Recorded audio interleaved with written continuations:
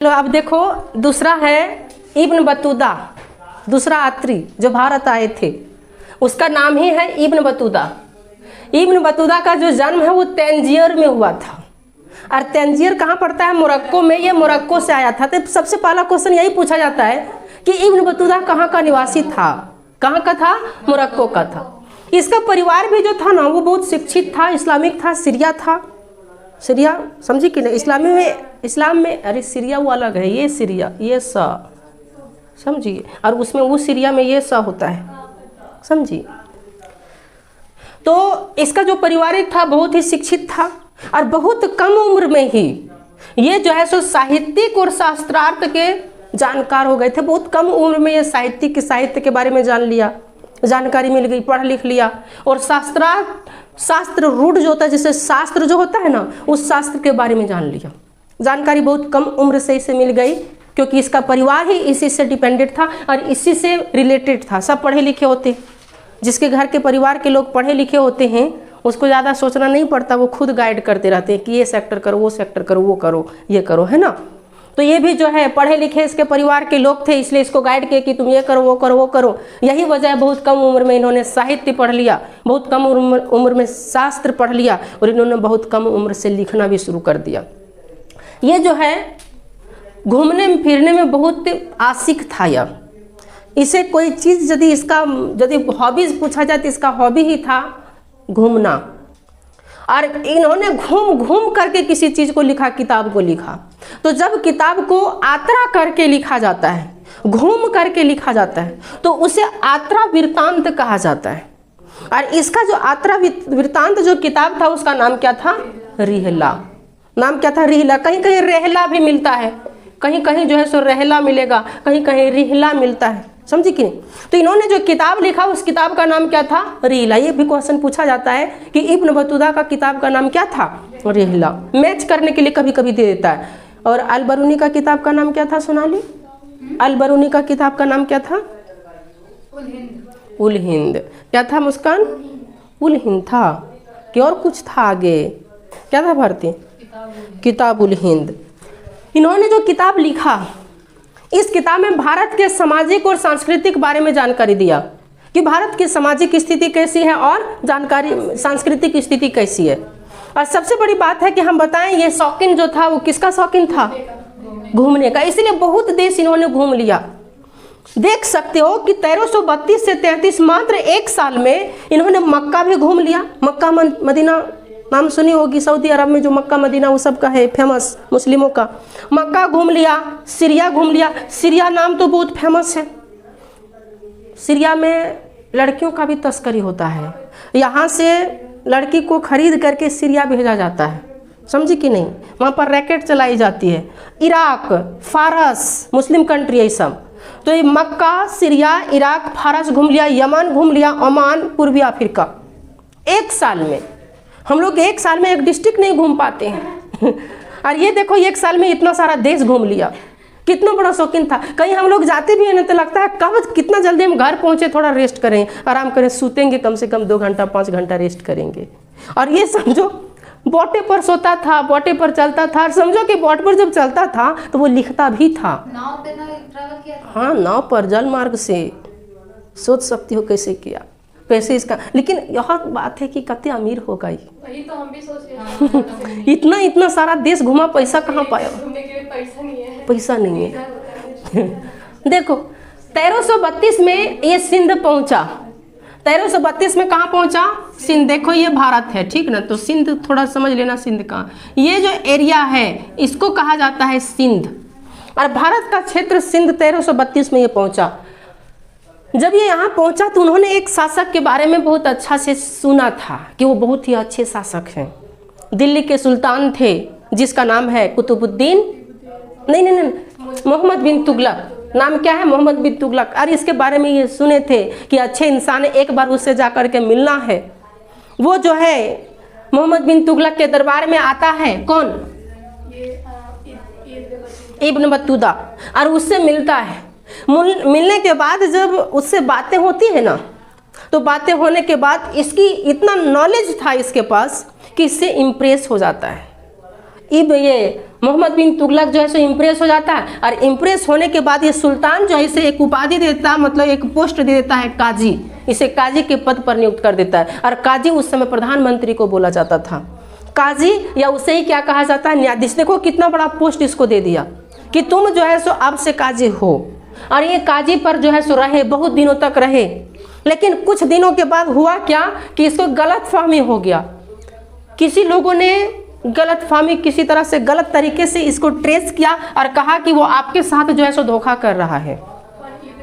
हाँ, Ibn Battuta किसी के बहकावे में आकर के इसको जो है से कैद कर लिया। अब कैद जब किया तो कुछ दिन के बाद इसको रियलाइज हुआ कि बेचारा ये गलती मतलब ये दोषीदार नहीं है, फिर इसको जो है सो छोड़ दिया। और इसको छोड़ा ना था, अब इन्होंने देश की सेवा में लगाया कि तुम जो है सो बहुत अच्छे इंसान हो, इसलिए तुमको देश की सेवा में लगाते हैं। और इन्होंने अब इसको बोला कि तुम्हारा शौकीन क्या है, बोला मेरा शौकीन घूमना है। तो बोला अच्छा ठीक है, तुमको घूमने वाला ही काम देते हैं। अब इन्होंने क्या किया, इसको चीन भेजा 1342 में। किसके अंडर में? अंडर में आकर के कहा। अब मान लीजिए एक छोटा सा इंसान को कहीं प्रधानमंत्री बना दिया जाए तो नहीं रहेगा वो? कौन? तब उस समय प्रधानमंत्री का पावर चलता था, राजा का चलता था ना, समझिए उस टाइम लोकतंत्र था। तब अब समझो 1342 में खुश होकर के 1342 में इसको बोला कि तुम चीन चले जाओ दूत बन करके, एम्बेसडर जिसको बोलते हैं, और वहाँ पर जो है सो मंगोल शासक के पास तुम दूत बन करके रहो। वो जो है सो इसके कहने पर चीन जाते हैं। लेकिन चीन जाने से पहले इसको लगा था, ये सोच रहा था कि जब हम चीन जाएंगे ना तो चीन जाने के क्रम में भी कई सारे रास्ते से हम होकर के गुजर लेंगे और कई सारा देश भी घूम लेंगे। इसीलिए वो चीन जाने के क्रम में मालाबार तट भी घूम लेता है, जो कहाँ पड़ता है? भारत में। और मालाबार तट से वो मालदीव भी जाता है, और मालदीव में 18 महीना रहा वो, और वहाँ भी काजी के पोस्ट पर रहा, समझे। फिर वहाँ से जो इसका मन किया कि श्रीलंका भी जा लेते हैं। अब ये जो है सो श्रीलंका भी घूम लिया। किसी देश के बारे में जानना है तो इससे मिलो। मर गया ना, हम लोग की 14वीं सदी की बात है सब। ये सब कितनी सदी की बात है? 14वीं सदी की। उस समय हमारा खानदानों नहीं होगा लगता है, हम लोग का कोई खानदानों यदि होगा तो होगा कैसे नहीं, लेकिन पूर्वज लोग उसको जानते भी नहीं। हम लोग जब अपना वंशावली लिखते हैं तो ज़्यादा से ज़्यादा परदादा लिख सकते हैं, उसके आगे तो नहीं जानते होंगे। तो वंशावली में भी नाम नहीं आएगा 14वीं शताब्दी में, है ना। कभी जातीय आवासीय बनाती होगी तो वंशावली लिखना पड़ता है ना, तो उसमें अब देखो 1342 में जो है सो चीन जब गया तो इसका मन किया कि श्रीलंका भी जा ले। श्रीलंका से घूम के आ गया। अब इसका मन किया कि देखो ये दक्षिण भारत है, श्रीलंका यहाँ एकदम दक्षिण में है। अब इसका मन किया नहीं, एक फेमस यहाँ पर असम है और बंगाल है, इसको तो हम घूमे नहीं किए हैं। अब इसका मन किया कि यहाँ से थोड़ा सा हम असम चल जाएं और बंगाल चल जाएं। अब यहाँ से जो है सो बेचारा असम भी चल गया, बंगाल भी चल गया। और असम और बंगाल जाने के बाद अब इसको लगा कि नहीं, अब इसी रास्ते से हम कहाँ चल जाते हैं? चीन। ऊपर में कौन सा देश है? चीन। और चीन जब जाता है तो ये जहाज से जाता है, जहाज से सुमात्रा से होते हुए जाता है, बीच में इसे सुमात्रा जगह पड़ता है, समझे कि नहीं। और सुमात्रा से होते हुए जाता है और चीन बंदरगाह पहुंचता है। और जब चीन बंदरगाह पहुंचता है तो उस चीन बंदरगाह का नाम जो था उस समय वो जैतून था, वहाँ भी वो घूम लेता है। और जैतून का अभी करंट में नाम है क्वांझू। अभी जैतून को क्या बोला जाता है? क्वांझू। उस समय जैतून था, अभी जो है सो जैतून को क्वांझू बोला जाता है। अभी देखो ये कंप्लीट नहीं हुआ है और इन्होंने यात्रा किया है। और इसकी यात्रा जो है सो एग्जाम में पूछा जाता है, कहीं बड़े बड़े एग्जाम है, कोई घूमते घूमते मरा होगा। तो अब देख रहे हैं घूमते घूमते चल रहा है। हमको ये नहीं समझ में आ रहा है कि ये शादी ब्याह भी किया था कि नहीं किया था, माँ बाप इसका था कि नहीं था। चल हो गया। और है इसके बारे में, इतना पहले लिख ली ना इतना, फिर आगे जो बच्चा है उसको देखते हैं। देखो अब ये जो है इब्न बतूता, ये मुख्य रूप से चीन में पूरा घूमा था, बीजिंग तक घूमा था ये। और यहाँ पर जो है सो 1347 में अब इसका मन कर दिया कि अब हमको जो है सो अपना देश वापस लौटना चाहिए। और अपना देश कहाँ पर? मोरक्को। इसका देश का नाम क्या था? मोरक्को। इसको लगा कि अब जो है सो अपना देश लौटना चाहिए, बहुत दिन तक हम जो है सो घूम लिए हैं।